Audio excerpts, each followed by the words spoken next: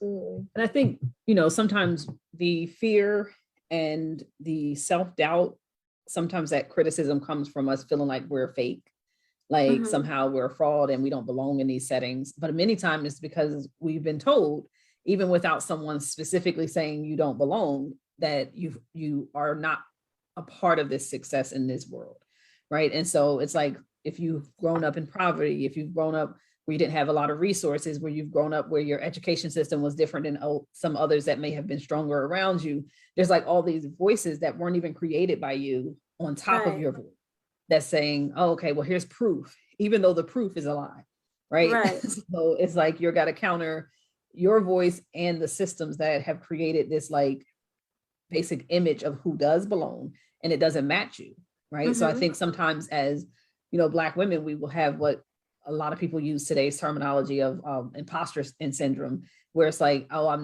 I shouldn't be here. I don't belong in this setting. But a lot of that comes from the historical beliefs around who is successful and who's not, right? And we've internalized those things. And so it's important to remember that it is your voice, but it also is the systems that you've been a part of. So you have to counter in a way that says that, yes, I belong here. And yes, I'm coming here to take over, right? And so if you don't believe I belong here, I'm also going to show you that I belong here. So I think it's a mixture of making sure that the self-criticism and the core of where it's coming from is not always our fault. Right. And that's important as we try to like own our own, and not just for business. I mean, life, like success, love, families, all of those things that we have to acquire them with a stronger sense of self.